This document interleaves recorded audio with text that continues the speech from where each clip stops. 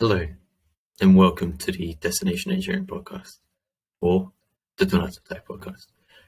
I had the pleasure of speaking to Dhwani Rupali Vani for my first episode. She is a CERN and NASA citizen scientist. Among many other things, she's also a global changemaker. I'd like to take this time to introduce my newsletter. You can subscribe in the description below. There is a survey within the description that I would appreciate if you could take your time to fill out. It will only take a couple of minutes and it will be invaluable to me, but also all of the content that I provide. So without further ado, let's get into it. I hope you enjoy as much as I did. Thank you. So how could I pronounce your name, Dhwani? Dhwani? Is that? Vani. Dhwani. So, Yeah. Okay. Well, it's nice to meet you, Dhwani. So I've prepared some questions as you probably have seen. And I suppose the very first question would be for you, which is to understand who you are today. What would I need to know about your background? So as you've seen, probably it's like growing up, parents, hobbies, friends, whatever that might be related to where you are now. I would say I am not the ideal teenager that is around in schools and all, because I was always majoritarily an outcast, if you might understand, because I didn't take up knowledge as the other kids did. I always could only understand stuff when I went into a deeper level. So that's some way I can describe my state of mind of how I think as a person. I do have very strong point of views. I am very much, I can say, in tune with what's happening in the recent events, may it be climate change, astronomy, the newest findings. I'm a person who values time a lot, and I believe that time is a person's greatest asset. And I am also somewhat of a normal teenager when it comes to, I enjoy cooking with my parents. I'm lucky to have very open-minded parents. My mom's a doctor and my dad's into health, the business of selling healthcare. So I guess I get the good genes of both of them. I am a very curious child from birth. I always had very inquisitive thoughts. I was always questioning about everything that didn't make sense. And because of the support of my parents, I was always pushed to ask the questions of why. Like why something like it is and why it's not the other way around. And I guess that kind of made me realize as to why I am a researcher and why I want to be a scientist, because it just built a skill set from a young age, because I was able to understand the different barriers and I had a free learning, not only in school having Cambridge curriculum, but also at home, where I was allowed to test a lot of stuff and just have fun with, I can say, questions as a whole. To be honest, that is actually, feeding off from that as well, I wanted to ask, so that is quite different, I suppose, in a way to what your parents do and what you do as well. So I guess my follow-up question would be, how did you stumble across this specifically, this type of field that you're in? I believe it's astronomy. I'm not very knowledgeable about this, but I'm sure there's some interest within that as well. I'm sure there's subfields of it as well. So I can say the major domain I wish I really like and I aspire to be in is astronomy, specifically the research part and theoretical cosmology, which is basically the start and the end of the whole universe. Basically understanding how it all works, what is it about, and it's just something that always gives me goosebumps and energizes me when I talk about the same. Yeah, so that's the field I want to go into. Sorry, 1 second, I'll just... Of course, no worries. Oh yeah, by the way, feel free to take like any sort of breaks in between as well. It's like it can be, it's like a conversation. It's like when we're having, I suppose, any sort of talk like this, it could be very easy to get lost in a conversation. So like forgetting everything that's happening around. So that's completely fine. No worries. As I said, I'm completely new to this as well.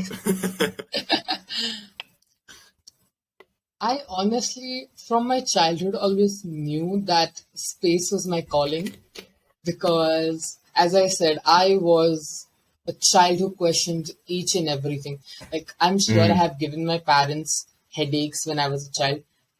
mm, Because if my questions were not answered, I would just go on asking them something related to that.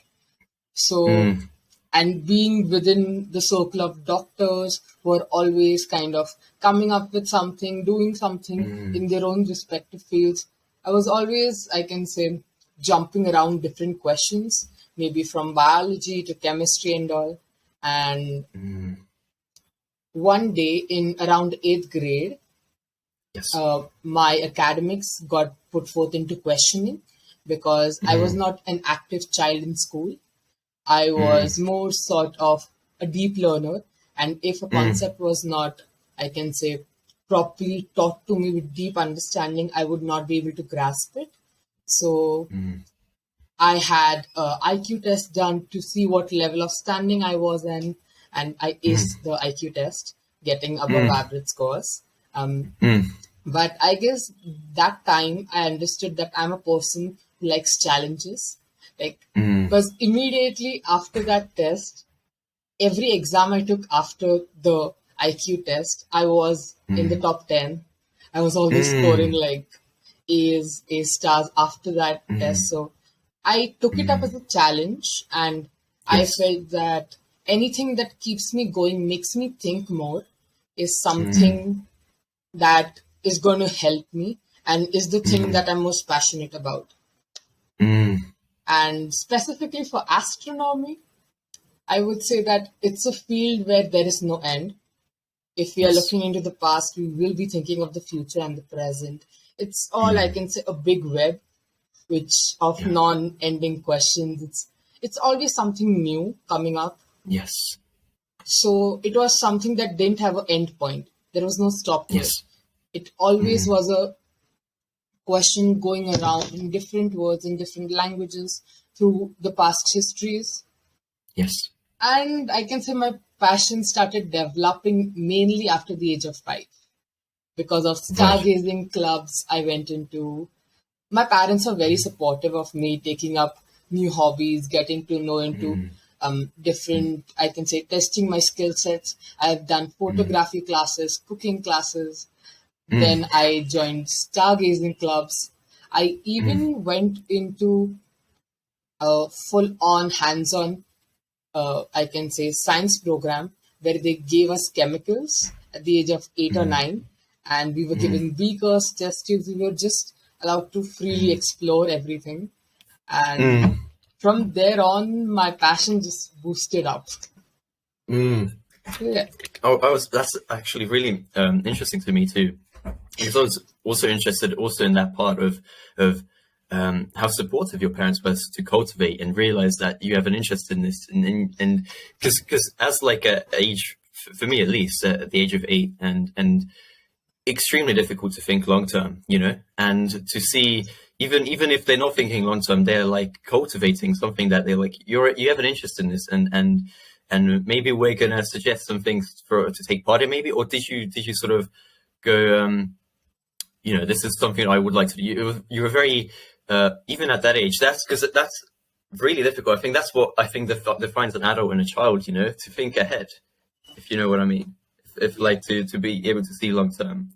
So that's very interesting, and yeah, that's brilliant. That's really good to know. I actually wanted to ask about when you mentioned you went into these sort of stargazing clubs. Did you say Yeah. clubs? What sort of what was going through your mind? And I'm not sure exactly what age this was in between, but what was the idea that you had in mind when you sort of went into these clubs and actually took part and actually did some stargazing? What was going through your head? What was like, is it more questions, or, what was it? What was it to do with? At the beginning, I'm always a very energetic person, always looking for new Mm, adventures. So I was first like, okay, new experience, we got to see how it goes. And then mm, I got introduced to how a telescope works. And I was like, mm, okay, that's something new. I like it. Let's go further deeper in this thing. And mm, then a 8 to 10-year-old kid standing around 15, 13-year-old children looking into telescopes. First was just wow, because it's sort of a very big piece of me was like at harmony, because it's just a pitch black sky, and there are just these few points of concentration, and then it just made me also feel calm. But at the same time, my mind was bursting with questions. Maybe why does it look like it? Why is it so small? How close is it to us? Can we maybe go there? At the age of 8 to 9, 10, it's all about stupid questions. But those are the things that kind of make us understand our own interests. And Yes. I had the weirdest of thoughts. And after can we go there was like one of my main, I can say, so-called question. I that time didn't understand properly that it was a star, not a planet. And I was like, why do planets don't glow? If the moon Yeah. doesn't have its own light, it's still, we can see it. It's bright. Whereas planets are not glowing. Why are they not reflecting? So I was a very enthusiastic child. Always, I had always a bubbly presence around me, always asking questions. And I guess that kind of influenced the people I was with too. Because even the adults around me, may it be my relatives, my cousins, or my school teachers, they started Yes. to see a complete, I can say, change. Like, I was just a close up child. Like, I was not very socially active, but when someone just began to explain me something about space, I just forgot everything else and I just started blabbering in the whole classroom, forgetting the others. So I can say that was quite a big surprise for my teachers too. And they were happy to see that I found my calling.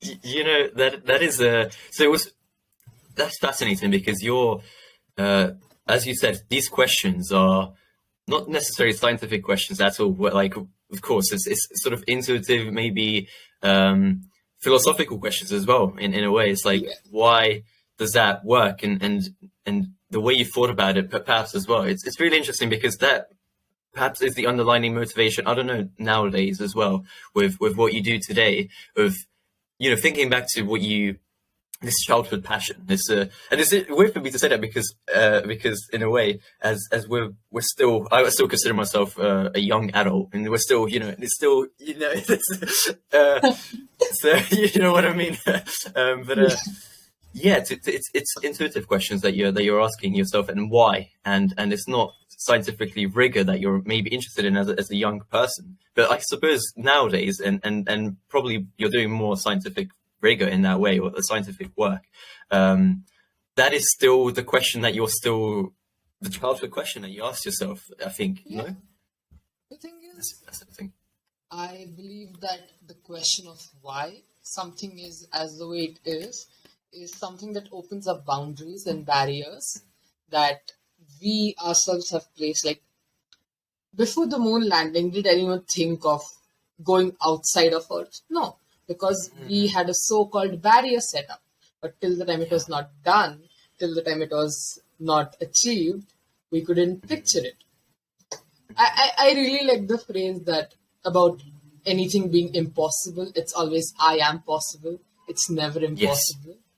And I agree to it. And I believe science is like that, Yeah. because in some sort of way, if you might be aware of, we never thought something might be able to survive in space without anything, like without oxygen or anything. But there are some bacterial species, there are some microorganisms that have been living in space for a while, since the first missions to moon. And we have just started to discover and understand everything. And it's basically, we cannot put barriers to our knowledge. We should always be open to learn, to discover. And that's something I feel science as a whole and the questioning of why is all about. I hope that I makes love sense. that. Yeah, it does. Yeah, I think it does. Yeah, that's really brilliant. But I guess my question would be, I guess the current now, the present, more of what you do on a day-to-day basis now, if that's okay to ask. So a bit more about your role and so what it is about and what you do day to day is my question. Okay, so I actually daily play different roles. I am a Yes. global change maker. I'm part of the United Nations Women 30 and 30 Council, where Wow. we work and generate campaigns, ideate with other experts to bring about change in the society. We are 30 amazing people from various backgrounds, from various countries, coming together, collaborating our minds. Wow. Sorry. Can I And just add one? yeah, Sorry to cut. I'm so sorry to cut you. If I just wanted to ask about a couple things of some people that may not know, and even myself actually. What actually is the global change makers? And following question will be about the 30 individuals and how you guys are selecting that sort of thing. But so if you could define those to us, yeah, sure. thank you. Basically, I have sort of given myself as a title of a global change maker because, as I said, Yes. I always like looking into a bigger picture. I always like working and developing on currently a sustainable future because we, the so called young adults of now, are going to be handling whatever is going to be coming. And currently, if we don't do anything to change the pace of how our climate and how the earth is going, we may be in a lot of trouble in the future. So I personally have an organization called EcoRevo, which is a non-profit organization from which I'm trying to just have small initiatives on a personal level that I can create a change. That includes submitting a paper on sustainable cities of the future to IIT Madras, which is a good institute, and then just taking up roundup actions, understanding how we can recycle papers at home by just having a tub of water and just making a mache out of it. Basically, what all can be done by ourselves and how we can together, if done on a large scale, increase and have a global impact. And hence, I can say global change makers. And I actually wish there were more people who are joining into the cause of understanding what our society currently needs, of how sustainability works, how climate change is affecting us, and everything that surrounds us. So, yeah, that is about the global change maker. About the UN 30 for 2030 network, it Yeah. is basically like a initiative by the United Nations where all the different goals of 2030, which is low poverty, hunger crisis, sustainable cities, responsible consumptions, those are all the different, I can say, uh, key points that the before 2030, which the UN wishes to achieve. Uh, for Asia and Pacific region, 30 individuals have been selected. Yes. Sorry, This individuals have been is. selected under the age of 30 who Ah. are experts in their field and are collaborating together, thinking of different ways we can create change as a small community. And I can say we are coming up with astounding and very shocking results because we each are from different fields of different expertise, but Yes. yet we do have a common goal of working together, maybe for women empowerment, for youth opportunities to be brought up by different countries, peace, hunger crisis, climate change, sustainable and responsible consumptions. There are different factors we all are coming together, thinking about and working on it together as a small community of thinkers who are global change makers, as I would like to say. Yeah, That's brilliant. That's really good to know. And even as you mentioned, like experts in their field, I'm just astounded because you were selected, you were voted for, weren't you? Or like people yeah. had this So voting scheme. the thing is, honestly, I gave my application. I was not sure if I would enter even like the first round. Because 60. And Mm. at that time, I was actually 15 and 14 or 15 when I applied because it was a very long shortlisting procedure. So we had to first write some paragraphs, an essay about ourselves. Then, based on that, a few of them were selected for video interviews. Yes. After that was done, our recordings were taken and they were shown into councils, different UN councils, based on which votings took place.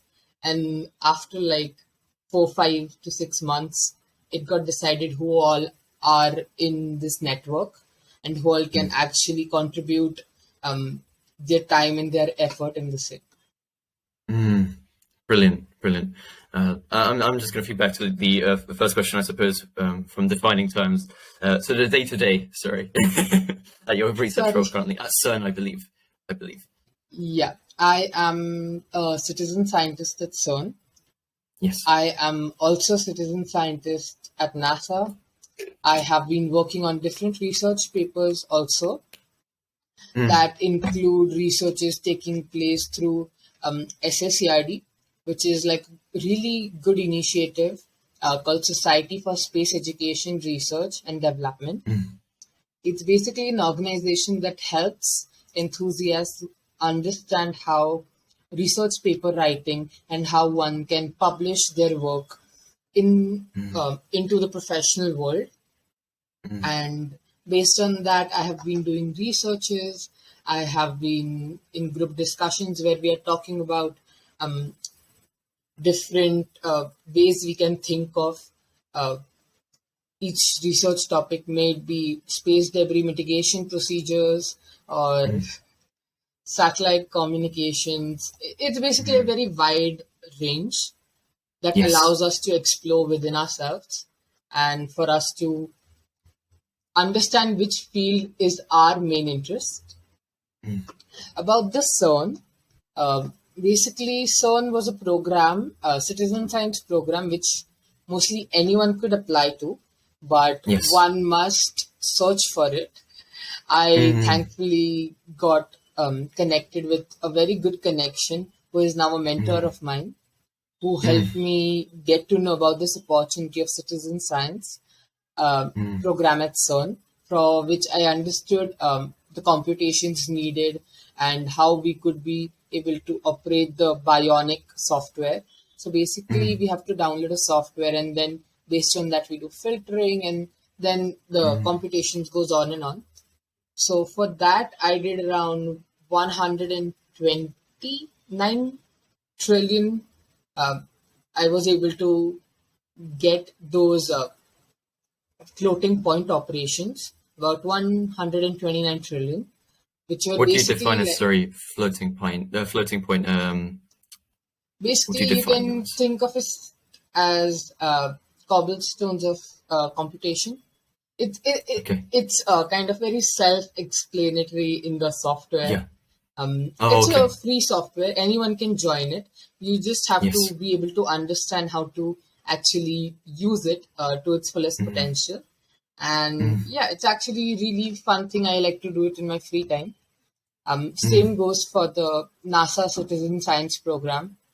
They have a very good and very interactive website which explains each detail that even we, as I can say, non-professionals, can understand it in detail. Because I started it when I was 14, where I didn't have any experience understanding anything about citizen science or how it goes. But it's kind of a self-discovery thing. You have to keep on searching in the website, and you keep on seeing different tasks you can do, different operations you can be a part of. So it's basically you search, and then you find, it depends on how much in depth you go in the website to find out the things you're actually looking for. And this is part of, as just to for my understanding, this is part of the application process. This is what you interact with to apply on to each of these roles, NASA, citizen science, and also basically these are kind of like, I can say, they're sort of a very flexible internships that I won't quote it as internships because it's something I do in my free time. Like we just have to log into our accounts, and then based on the different parameters, we filter data.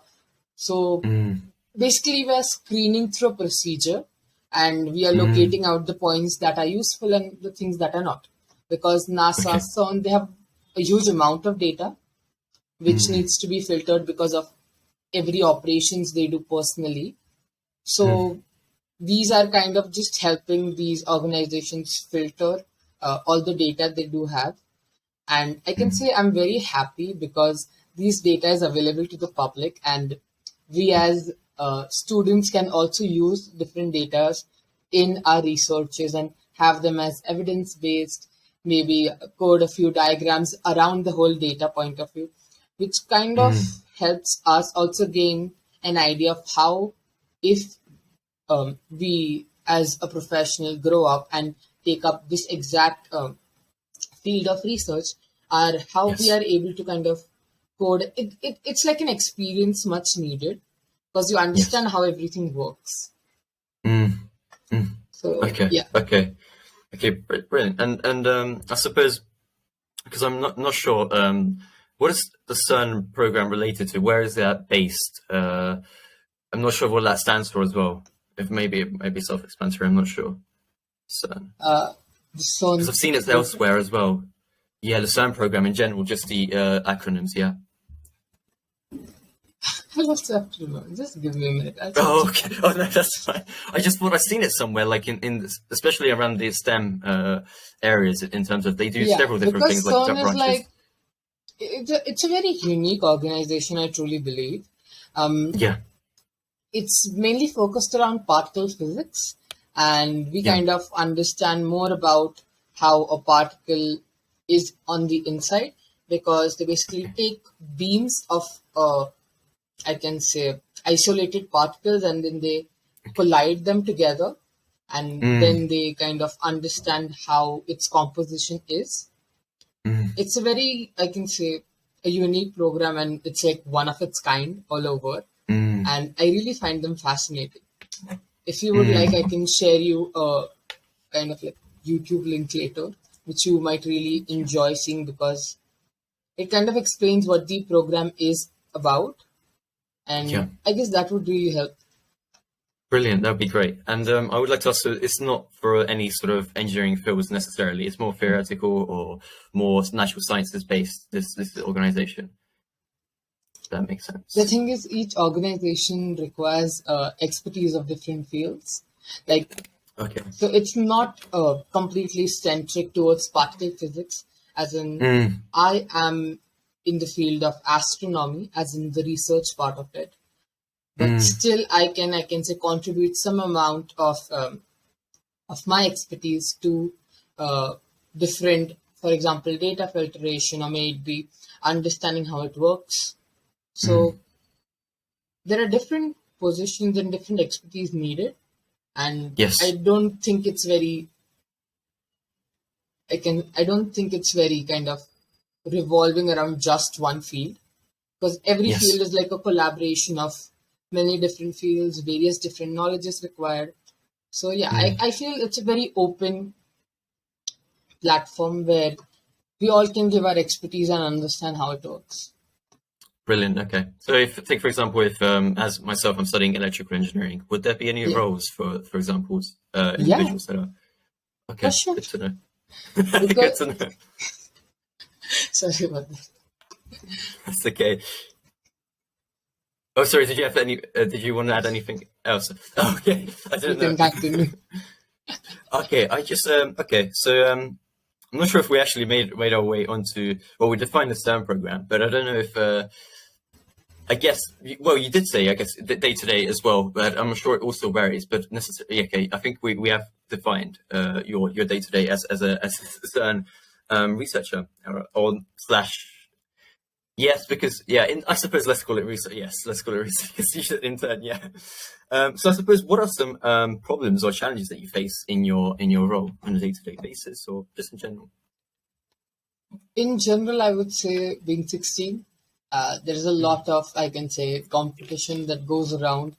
And if one does not have, I can say, the proper credentials or the proper portfolio to back up their knowledge and their standing in whatever field they have their expertise in. It kind of becomes a point where people look down upon you, even though you may be playing the same role as them. Can I just say, you can get onto this program but you have to be an expert in your field. But some people do still go into this program without No. the expertise. You basically, the Citizen Science program is the open program for all. Yes. Anyone can just go up and register on their website and get into Okay. this program. It's an online software program that you can run it through your computer. And the same thing is with NASA Citizen Science program, but NASA Citizen Science program is on a website, whereas for the CERN Citizen Science program, it's on a software. Okay, I understand. But if you apply to this and you get on the program, but before you, I suppose, where you're applying, they do check your portfolio, don't they, or do they not? Your portfolio of projects, I assume. No, because basically this is a program that's open for all. It doesn't require any, I can say, proper listed qualifications of any sort.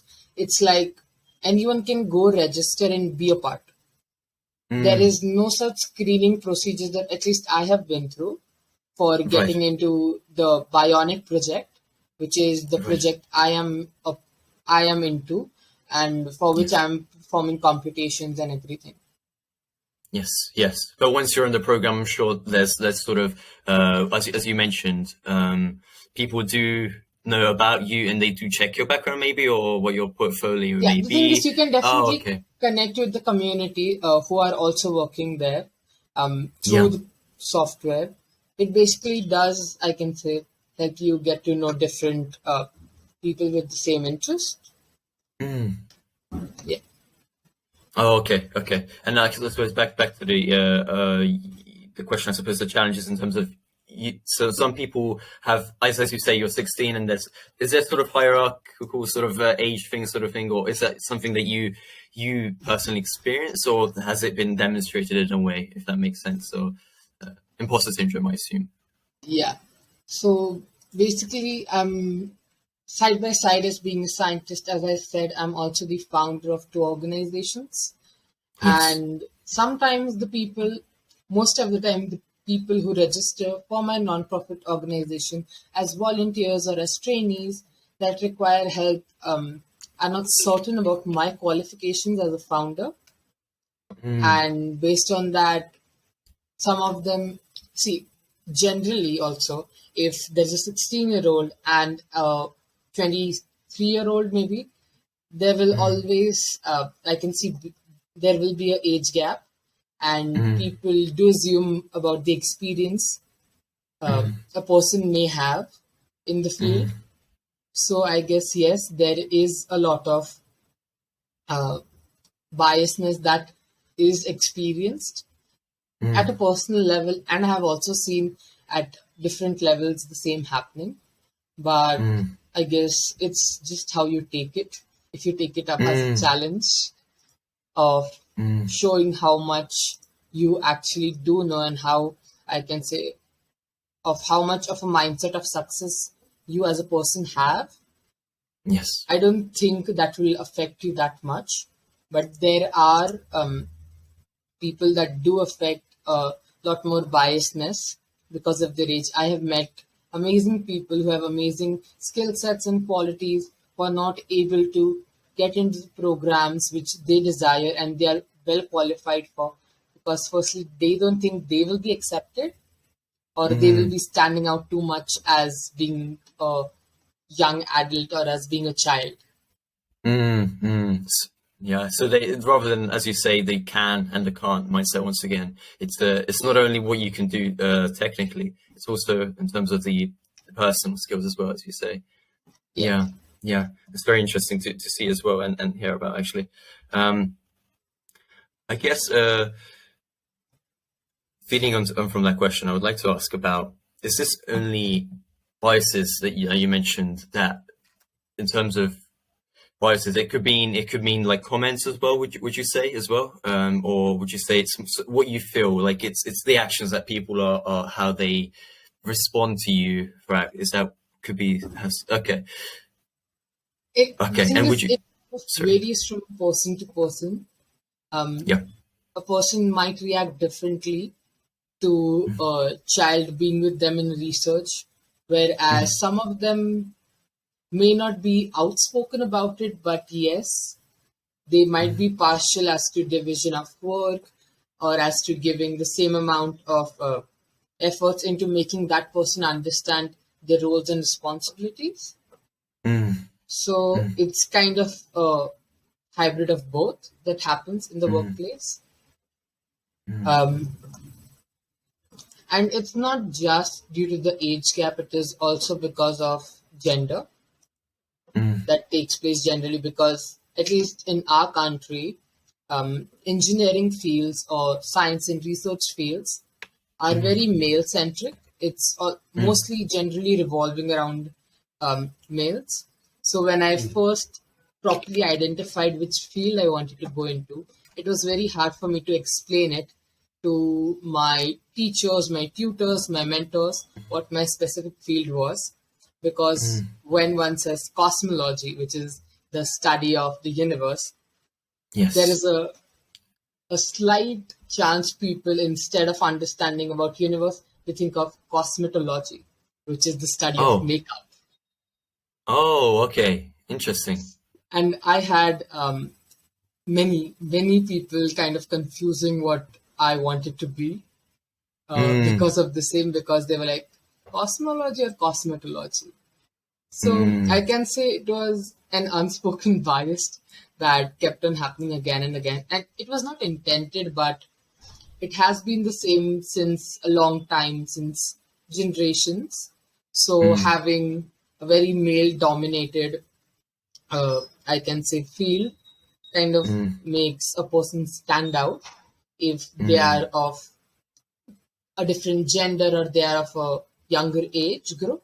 mm, So I can say, yeah, there are different situations that happen, but they are all a learning experience.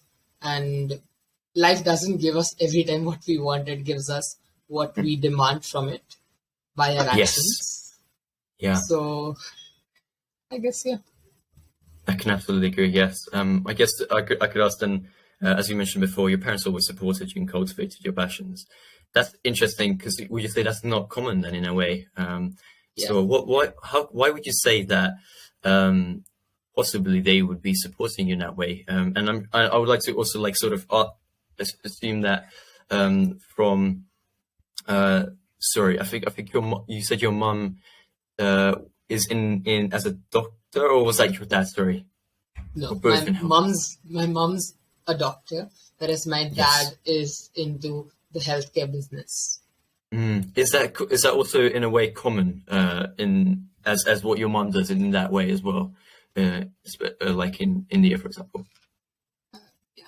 I guess It yes, is. because I have personally met with a lot of doctors, Mm, and yeah, I guess being a doctor is a very mm, common, I can say, role that happens to be associated with female doctors. Not only by that, but mm. yeah, it's a very common field people take up in India at least. It's like Okay. doctors or engineers, Ah. and I see what you businesses are mean. also Okay. there.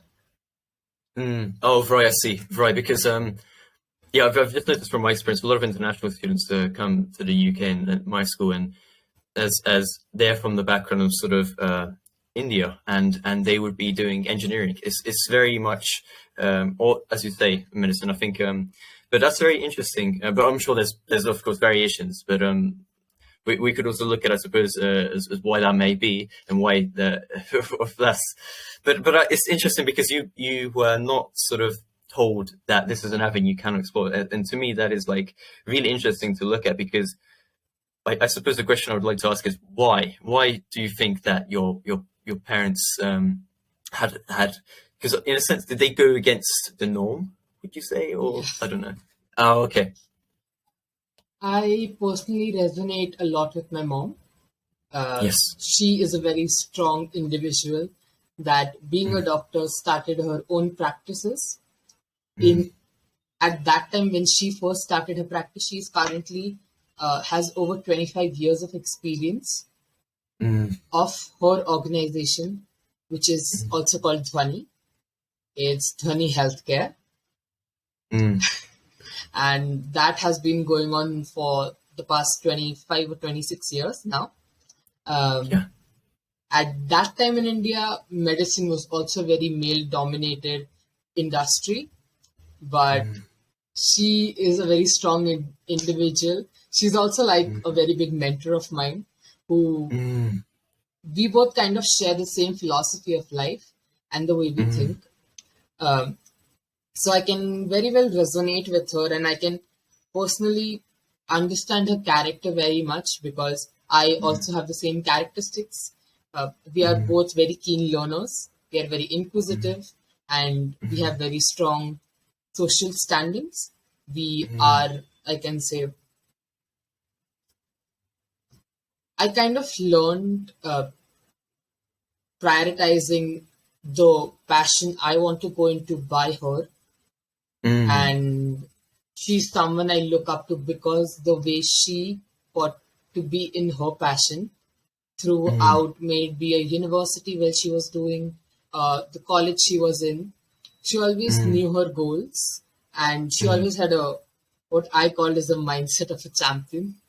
And she mm, was like, mm, "This is something I want to be in, and I am going to achieve that." And I mm, can say she well deserves a very big thank you from me because she didn't take the normal norms of the society for me. yes. I was the first child in my whole long distance family that was put in an Mm. international curriculum of Cambridge. Yeah. Okay.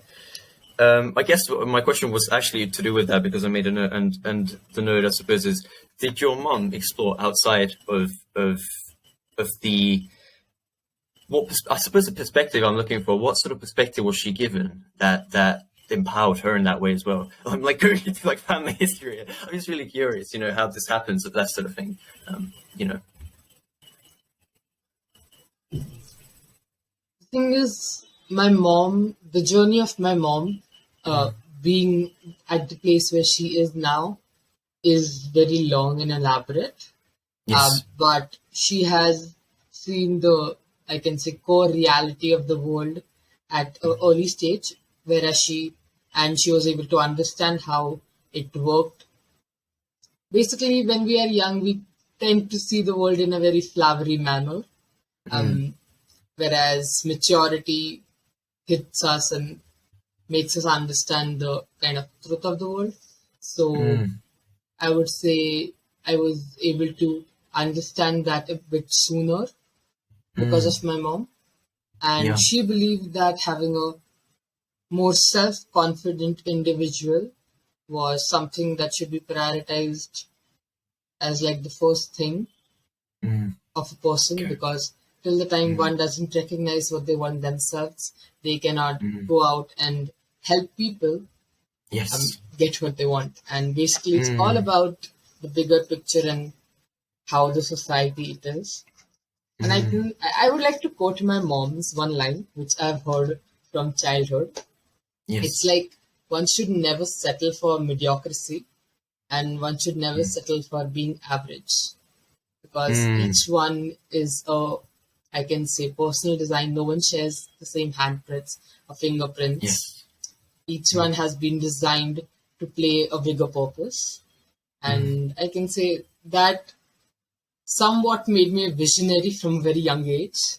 And Yes. I was Yeah. like, I'm made for the bigger picture of the world. It's not just me, my small community of the people I know. It's Mm. always something bigger. Mm. I assume she never was afraid to tell you, I suppose, or in that way to. I don't even know word afraid is the right word, but she never hesitated to tell you, and that I think just to, I suppose relate in that way to I suppose my background and just relating my mum, telling me how, when I wanted to do something or felt like this is what it is, whatever it may be, she never hesitates. The can't wasn't in the vocabulary in that way. Maybe if it was like me trying to cross the road and like, don't cross the road now, for example, but as that's so interesting to hear, because it started like the journey starts, when does it start? And yeah, it's that relationship, and yeah, that's fascinating. That's really good. That's really good to hear in that way. And yeah, very positive. I'm glad you told me that. So I guess on another question as well is like, how comes? I think I'm starting to understand, but because you're seeking of opportunities and also voicing your opinion, that sort of thing. I suppose that I would like to hear it as well, like from yourself. So, why did you say yes to being on the podcast, for example? Firstly, as I'm a very passionate and a very, I can say I always have a desire to grow, making me very much of an adventurer in my own way. Whereas I'm always looking for new opportunities, where I can share what I know to a larger community, because I see girls who have not been able to get into the passion, not because of what the society is doing, but what they predict the society is going to tell them. So it's kind of like having invisible barriers across your mind. And Yes. I wish to be someone who opens those barriers. And I believe my life's motto is each one teach one.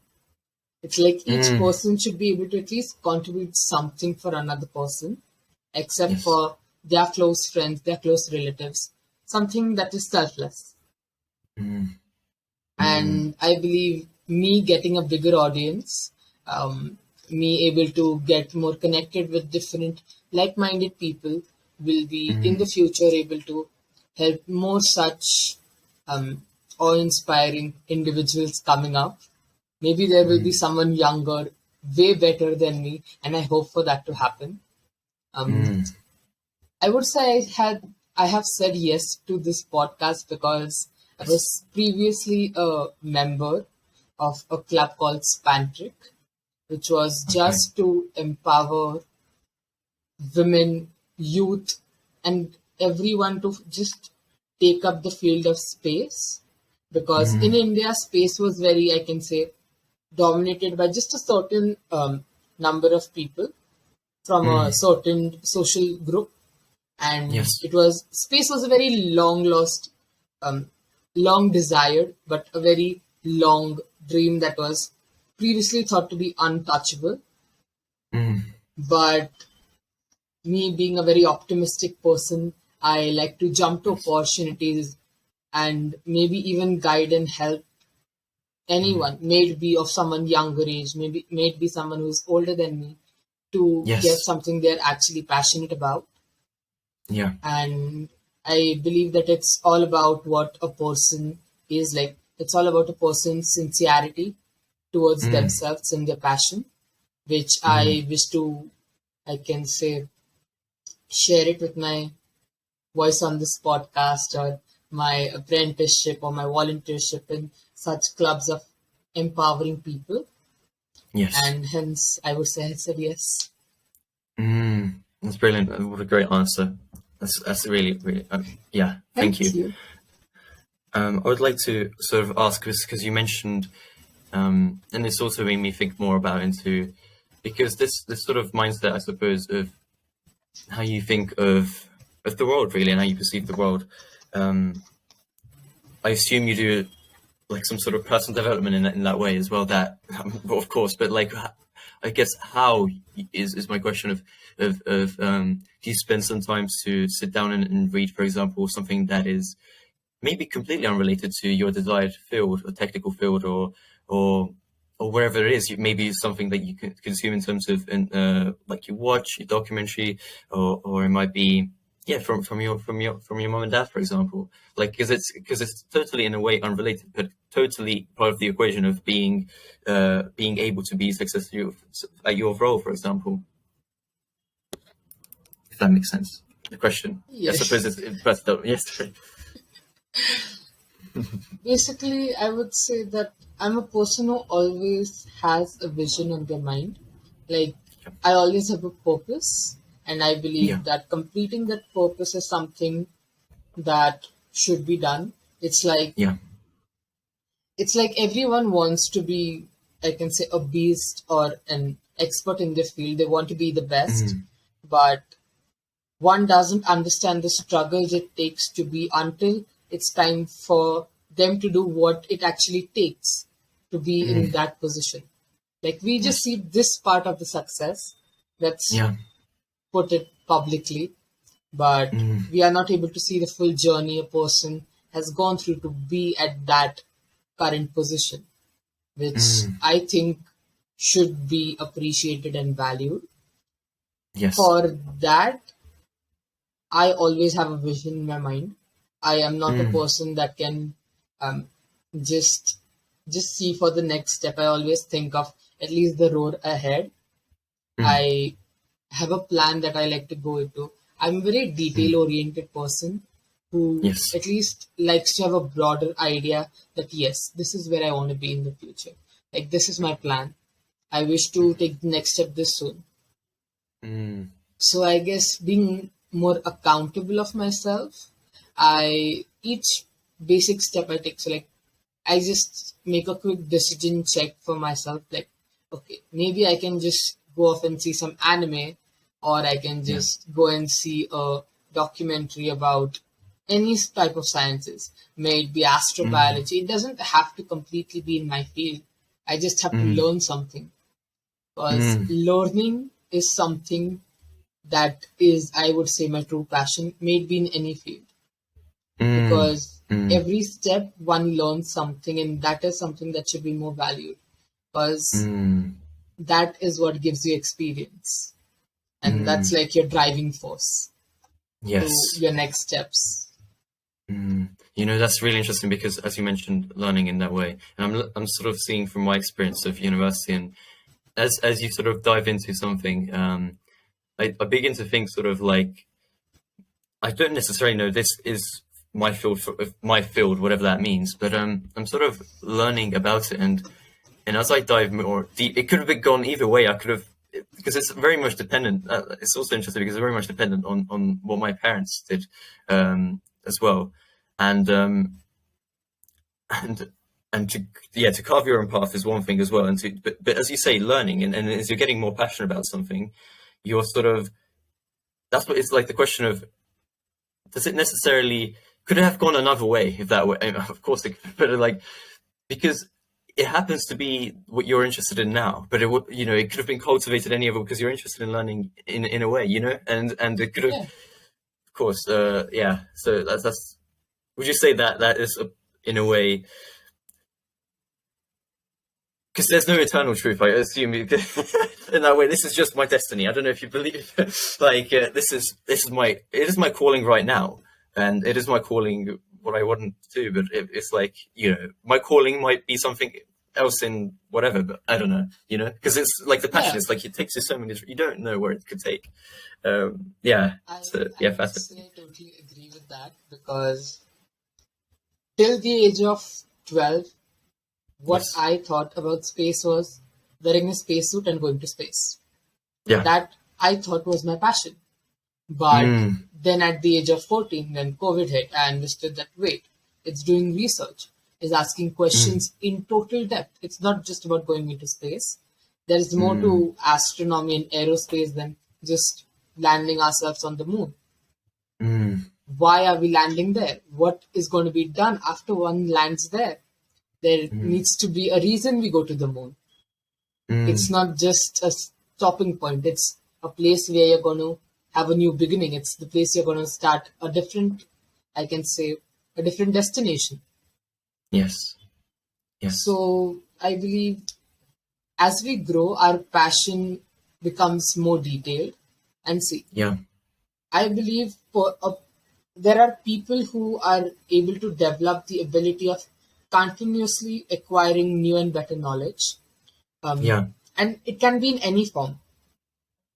And knowledge, if not used in practical life or not used to work, it is not going to have any such big motives in the society. But whereas if it is used properly, it can literally spark new interests, not only in ourselves, because we are also rediscovering ourselves. We are still, I can call ourselves children or young adults. We are still understanding who we are. And one of the biggest questions of astronomy is who we are and are we alone? Mm. Mm. So I guess it's a never ending path, and one should never restrict themselves. It's like, Yes. I am taking my bachelor's in astronomy, but I'm also planning to understand my bachelor's in archaeology because I Yes. want to relate the past to where I am standing with the help of what I can predict of the future. Basically, it's all a cycle, and being able to connect that and putting it into a bigger picture and learning from that is something I value very much. And I believe, yes, because of the same, learning is my passion. May it Yes. be in different fields. Brilliant. It's that level of, I suppose, humility is, I think, is so key. As you mentioned, like the humbleness and approach to even not knowing, because that's the whole idea. That's the driving force as well. Not knowing is the idea. If we did know, then it'd be like, Yeah, you know, it's so, there's yeah, nothing to discover if that's there. absolutely, yeah.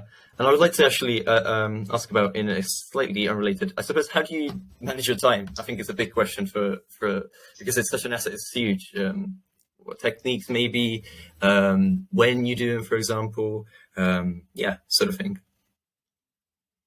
Firstly, I would like to say that I would never wish my schedule to be forced upon someone else because I have a terrible schedule. Because I'm always jumping on call on different opportunities. Like I may be just getting a phone call right now that, okay, there is this competition being held in 2 hours. Are you ready for it? It's actually one of the ways that I got my publication published in NASA Caltech Sargon workshop at the age Wow. of 14. That's crazy, to be honest. But yeah, So that is. I can say my timetable, my schedule is it is restricted because it has to be after 10 school, but it also has a lot of flexibility into it. For example, if I would have to just tell you about a typical day in my life, it Yeah. would be like once I step into my school, I Yes. cram up everything in those hours that I'm in school. May it be my homework. I don't mind doing my extra homework in school or maybe revising while lunchtime. Just multitasking, getting work done. Even though I find it exhilarating, it's something I enjoy, multitasking and being able to do different stuffs together, because then I Yes. have more time for the things I love to do. Because yes, school is important and I cannot get to my final destination without completing my school studies. Yes. But I cannot undermine how much effort I have to give it to my teachers, the work I have to be submitting and all. So yes, some days are more stressful than others, and I'm not able to cram up all my schoolwork in those 8 hours I'm in school.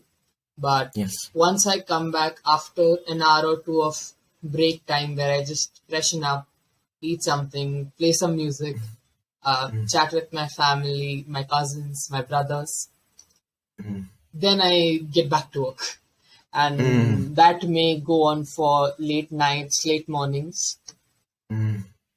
Here, I would like to also thank a person that came into my life after COVID. Yes. She's Christine. She is Yes. my health coach, which I found Yeah. online. She is also Yeah. a second year university student, and she dedicates 1 or 2 hours every Sunday to help me evaluate and reflect how much I've given time to myself, my work, my studies, and if sometimes I forget to, I can say, value the me time, which I believe is important, that there needs to be a time for self reflection. She corrects me on those points. She is also a Yeah. student, but I believe what she is doing, how she's scheduling and helping me schedule my week structure is something that is helping me manage my time. Yeah. And it's always a trial and error process. It's not like, okay, this is the way it can be done. For every person, it's different, and everyone has a very different approach to it. For me, I require it to be flexible because I may never know. I may again get such a call saying that, yeah, the abstract has been selected. We have to write a full day's research paper and post it ready by 5 a.m. tomorrow morning. I'm off Mm. for it.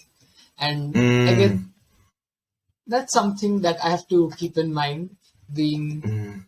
working with international um, friends and colleagues. But Mm. I guess that's also some part of the fun that I enjoy. Mm. Yeah, Mm. The research rockstar lifestyle, you could say.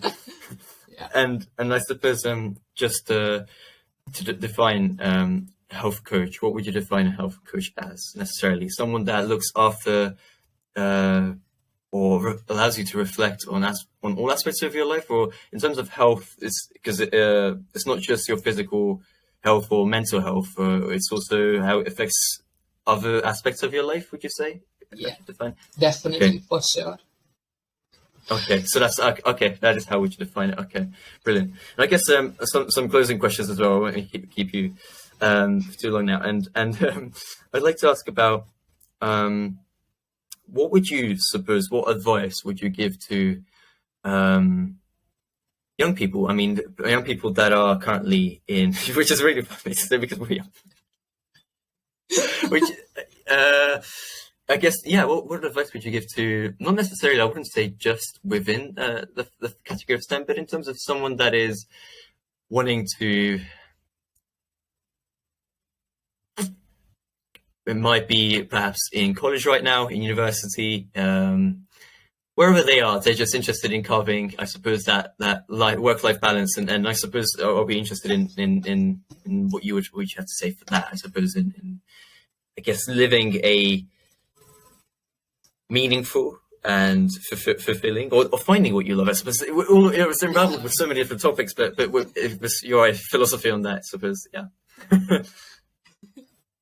So I I believe the greatest power that a person has and the power they possess is the power to choose. Mm, mm, And you are only able to choose what's right is when you know your final destination. Like, I personally mm, know that I want to contribute to a bigger purpose to the society. mm, It's basically never forgetting people that are there in your journey with mm, you during your downfalls, not just successes. Because you mm, can party with hundreds of people, whereas when you're actually working, there are only 4 to 5 people looking after you throughout the 48-hour stretch of research that one might be doing. mm, I would say don't forget the people that are there, value those people, and I would mm, say, like, highlight the most is don't make your passion as an excuse, because generally yeah. what happens is people think of work as pressure in at least current Mm, generation. The whole, I feel the world is currently in a rat race where it's mm, always degree, undergrad degree, then you have to do this, mm, you have to do that. It's so mm, systematically defined that people forget to enjoy mm, themselves. mm, And wherever there is passion, there is no pressure. Like, if you're mm, feeling in pressure doing the work you used to love to do, that means your passion has changed. mm, We should not um, make up a so-called excuse that, yeah, I'm not enjoying it because there is so much work. I mm, would be able, mm, I would still love to write 15 papers, research mm, papers, after this video call, having a 48-hour, 50-hour stretch, mm. but I won't feel that as pressure. Whereas someone might feel it as a very big pressure, something they will not be able to do. Where there is passion, there can never be pressure. Because passion Yes. makes you smile, it makes you enjoy, and it gives you purpose of life. Like, I'm sure I have been smiling whenever I'm talking about space, currently, even in this interview. Mm. It's basically that comes so naturally Yeah. because of how much you love doing what you do. And when you Yes. love doing what you do, there is no pressure. Your But genuine I do agree, intentions. yeah, but I do believe that breaks and giving yourself time to reflect is required. Um, it's not always about being the best and forgetting about taking care of yourselves.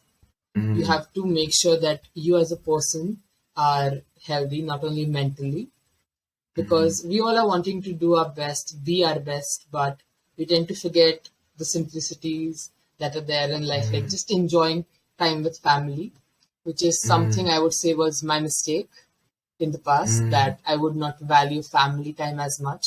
But after COVID hit, that was a big realization. I understood that how much I enjoyed just playing cards or just playing chess with my dad, cooking with my mom, having family road trips.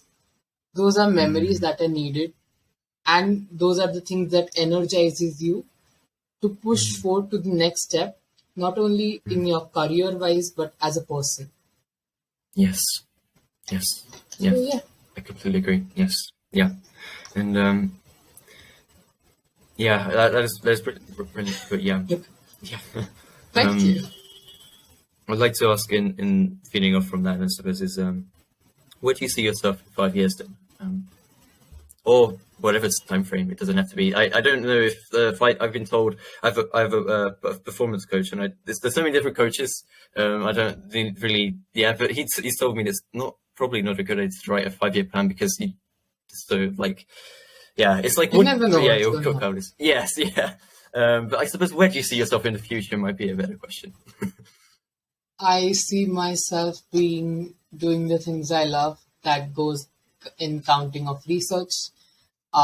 Maybe I would be more than happy to research more about time and connecting archaeology to astronomy, which is a new field that I got to know like a year ago, archaeoastronomy, Mm, which I feel is something that's like it's something that just gives me so much excitement, because we staying in the present are being able to connect the past to kind of process and kind of predict what's going to happen in the future. Maybe that plus astrochemistry, understanding the origins of different things, and one of the biggest questions, why Earth? yes. I am also currently doing my diplomas in ufology and alienology, which is basically alien technologies and understanding life beyond. Yes. And I plan and I would really love to do more in depth research in the same. Um, that's the science part, but when we are talking about climate change, I still plan on being a very big activist and helping and giving back to the community. I wish to be bringing change and helping other people get to know their passions, get, I can say, a good blueprint of what they want and where they want to be. Yes. So, yeah, that's some of the few things. And I wish that the earth kind of recovers from some of the damage that has been done, and I can contribute to that with my knowledge and my expertise. Brilliant.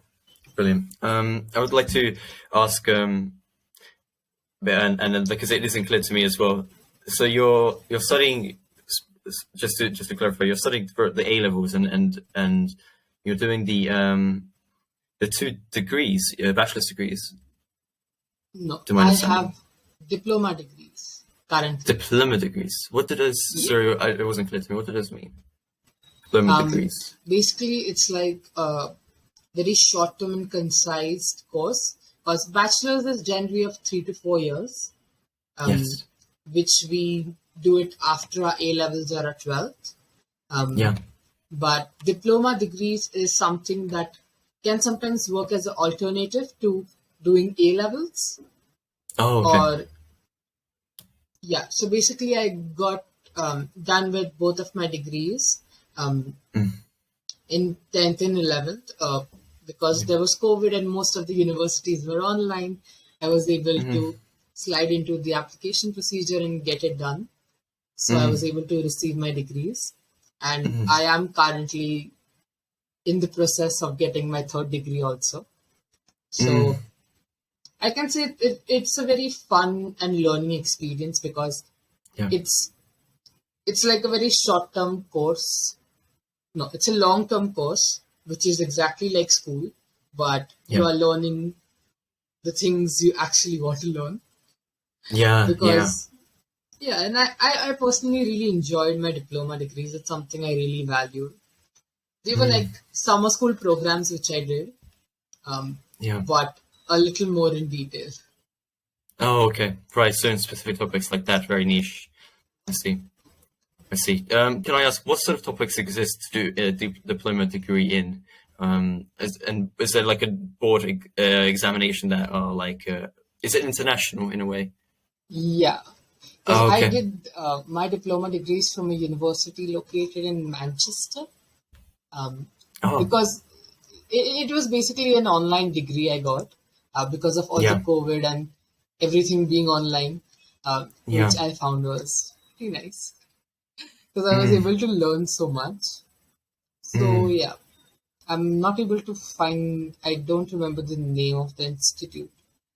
Sure. But Manchester, UK, did you say? Yeah, it's somewhere in Manchester in the UK, I think. Yeah. Okay. Okay. Good to know. I suppose I have three more questions left. But the question is, I suppose, what does it actually take, I suppose, to, I think we briefly touched on, I suppose, of to be a researcher in any given field. For example, your field, or because I'm interested in research myself, robotics, but that's so broad, and I'm not sure what it takes, what my understanding of it. So yeah. I would say if you're talking about as a person Yes. having curiosity, Yes. um, you really need to think outside the box. Sometimes you Yeah. don't even have a box. There are no Mm. invisible barriers around you. There is nothing stopping you from learning. And Yeah. being in research is like being in a continuous loop of learning. Mm. Whereas each time you're learning something new, and then you reach a point where you feel that, okay, I cannot find the answer to this question. Has it been Mm. answered before? If not, Mm. you take it up as the main thesis of your research. It's basically Mm. questioning your knowledge. And Mm. it's a full loop of studying, learning, and I would say one cannot do that without an actual drive and determination to learn more Mm. about that subject. Yeah. Look, they can, but it would be really helpful towards them if they do have a very deep level interest in the same. Yes. That's something a person needs to have in themselves. As Mm. for something that they have to gain it from outside, I would say mentors. I value my mentors like anything because those are the people who made me be where I am today. Yeah. Made be Vikram sir, who was ex NASA researcher who was able to Mm. just taught me as one of the 30 students in his batch, but he was able to Mm. solve questions and support me, Mm. helping me understand and not limiting my abilities of Mm. questioning. Yes. So having good mentors, good Mm. supporters are Yeah. something that actually encourages because there may be a time in your research where you will be just having a blank slate. There may be no Yeah. data, there may be nothing to help you move further. But Yeah. still, when you have the courage to dig in and find at least one point, Mm. that's where it actually begins because Yeah. that's the point where it's like the graph of your productivity or so called goes from this, and then you find that point, where you can work upon and you can create something and then you just shoot up. That's like what I call is meta stage, because it's where you are just in the flow of understanding and learning and gaining knowledge, nurturing yourself, which is, I can say, very important stage for me. But it starts off as going down as you're learning about it, and it feels like, but then I see. Right. I would like to also ask about, I suppose it's a philosophical question as well. So yeah, what is the meaning of life? That's one of these questions. That'll be my last question, and very nicely packed, easy question for you. Oh, something may be easy while it may be very tough for someone else, because Yes, absolutely. basically what I think of people, it's just how I relate to humanity as a whole. We are like tea bags. We don't know how strong we are until we are put in hot water. Yeah. Because that's when we actually flourish. It's basically just the basic process of making tea. You have a tea bag, you pour hot water, and then that water is able to exchange itself into tea. So I believe of humans as tea bags. We all have our own expertise, our own knowledges, something we excel at, something we are extraordinary at. We just need to be put under pressure. We just need to be forced to that breaking point where we just burst out. It's like how a butterfly works. Like after the cocoon breaks open is actually when you can see the colors. And I think life is like that. Like you cannot dream of yourself into a character. You need to hammer it inside yourself and you have to forge one. It's not something you can get it lazily or just by ignoring all the tough decisions you have to take. You have to be able to be accountable. You have to be optimistic. You have to be curious and sincere. And you have to have the desire. And I would say having all that is what makes up life. But I'm also still learning about it. So I don't say that's a definite answer. But currently, I believe yes. I believe that's what life is: being able to grow and put yourself out there. So, yeah. It's the uncomfortableness that shapes, allowing ourselves when we feel like when we push them. If you feel sort of uncomfortable, I think that's what you have to hone down on. If it's it's where you found somewhere to work upon. Yeah, I completely agree. Well, it's been a pleasure. I mean, it's been brilliant. I really enjoyed it. It's been a fascinating sort of experience as well. I've never done this before. I always dreamed of doing it. And yeah, it's been such a pleasure in terms of the answers and sort of the answers. Well, the sort of experiences and that you shared today. I think it's invaluable, not just to me myself and to anyone that's, I think, listening to this. Hopefully there is at least that one fanatic. I'm sure my mom, my dad, my family, but yeah, I'm sure. And I hope as the platform grows that this could reach out and sort of have the audience that is interested in this sort of topic, and I'm sure they'll like soak it in like a sponge, like I did today. I honestly also really enjoyed meeting you. This was, I can say, my so-called first experience being interviewed also. As a person, about not only my expertise, but also about myself as a person and where I am today. I would also like to thank you and acknowledge your efforts in having such podcast and having such courage to make a website, have a podcast and put it out there, because I am sure if I had heard this at the age of 13, I would be 14 right now and I would be in the podcast. So basically, it's something that requires actual courage to make a podcast, take initiative, and I honestly admire it. And I really hope your podcast also grows. I will personally also be sharing it and helping it get out there. Um, and I appreciate your sincerity in your efforts here. And thank you for Brilliant. having me. Of course, this has been a pleasure. It's been hope to keep in touch. I'll probably have a couple of questions following about some outside of my interest and that sort of thing. But yeah, it's been pleasure, absolutely. And I hope you have a very nice rest of your day. Likewise. So, bye. Bye bye.